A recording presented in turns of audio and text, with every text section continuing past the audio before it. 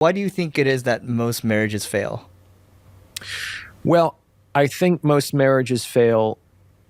Oh, this is going to be a good one for a number of reasons. One touches on something that I said earlier, which is that marriage has become too many things.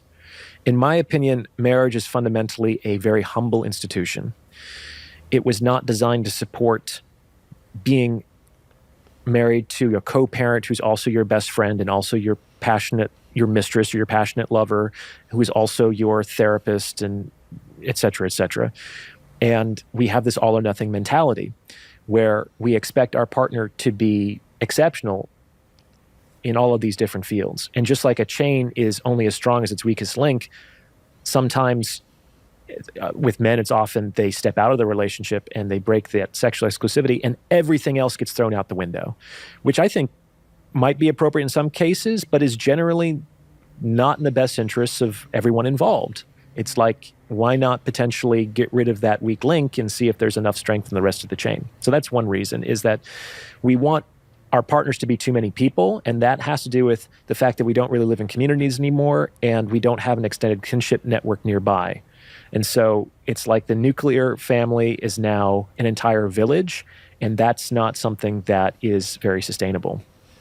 Another thing to keep in mind is that the value of a partner changes over time as our goals evolve, and the value of a partner also changes as a function of them giving us what we want. This is a really difficult reality emotionally for people to deal with. But think about it like this. When is a plumber more valuable to you? Before he fixes your sink or after he fixes your sink? Yeah, before. No one continues to pay the plumber after he fixes the sink. Like, you'll pay him once for the job, but then it's like you don't want him to stick around. You're not going to keep paying him. Yeah. And on some level, he became less valuable to you because he did what you wanted. That's really tough to deeply emotionally appreciate. That it's the natural tendency for people to value those less as a consequence of discharging our expectations and desires. Interesting. And that's, of course, what we want in a relationship. We want someone to give us what we want. But then once we have it, we want them less. Yeah. Ah, shit. Well, also That's expectations tough. rise too. That could be. Now, the counter argument is people might say, no, Ryan, that's just being very, mercenary about the whole thing.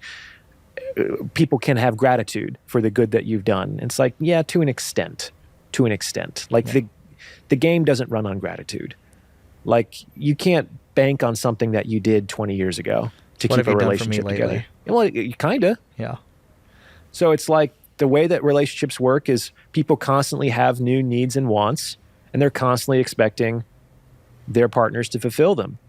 And if they don't for too long, then the relationship becomes inappropriately expensive, especially relative to other potential optionality that person has. So then it sounds like the solution to have a successful marriage might be to negotiate this stuff up front and be very clear about what your wants. No, unfortunately not. No. Because a lot of the things that are transacted in an intimate relationship don't lend themselves well to that kind of explicit negotiation. Like, you can't negotiate desire.